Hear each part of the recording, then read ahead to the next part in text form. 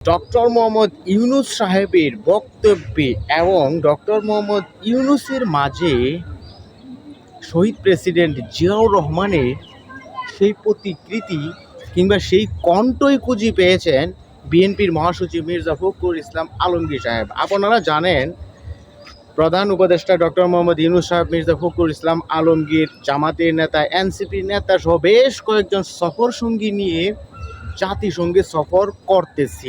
এই সময়ে একটি অনুষ্ঠানে বিএনপির মহাসচিব মির্জা ফখরুল ইসলাম আলমগীর সাহেব ডক্টর মোহাম্মদ ইউনূস সাহেবকে উদ্দেশ্য করে এই বক্তব্য, এই মন্তব্যটি করলেন। এটা কি অতিরিক্ত তেলবাজি নাকি পক্ষপাতিত্ব, সেটা নিয়ে কিন্তু নানা ধরনের আলোচনা হচ্ছে।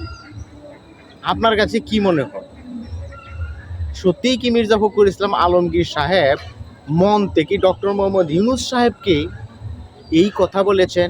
ডক্টর মোহাম্মদ ইউনূস সাহেবের মাঝে শহীদ প্রেসিডেন্ট জিয়াউর রহমানকে খুঁজে পেয়েছেন, নাকি আগামী নির্বাচন সামনে, এই অবস্থায় দ্রুত নির্বাচন দেওয়ার জন্য কিংবা তাদের পক্ষে থাকার কারণ হিসেবে ইউনূস সাহেবের পক্ষে ইউনূস সাহেবকে নিয়ে এই মন্তব্যটি করলেন?